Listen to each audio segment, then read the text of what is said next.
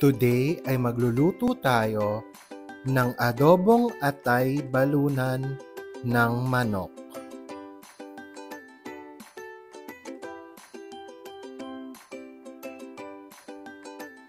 Magsimula na tayo. Sa ating kasirola ay magigisa tayo ng bawang,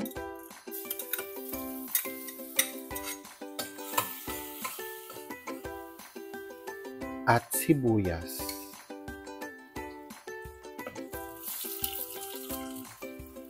Kapag translucent na ang ating sibuyas, ay pwede na nating ilagay ang balun-balunan ng manok o ang chicken gizzard. Isasabay na rin natin ang puso ng manok dahil mas matagal itong palambutin kesa sa atay. Maglalagay na rin tayo ng toyo, pamintang durog, asukal at dahon ng laurel. Maglalagay na rin tayo ng tubig at palalambutin muna natin ang ating balun-balunan at puso ng manok ng about 10 to 15 minutes.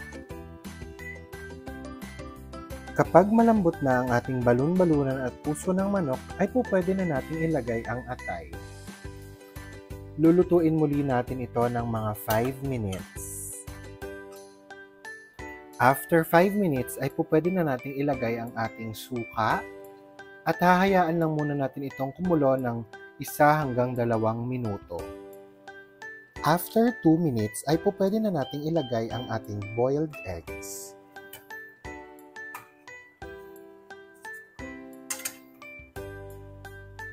Paiigahin lang natin ng konti ang ating sabaw at ready na ang ating adobong atay balunan ng manok.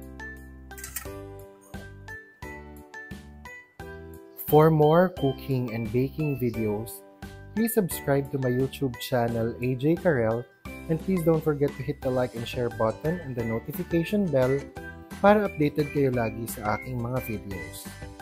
Salamat!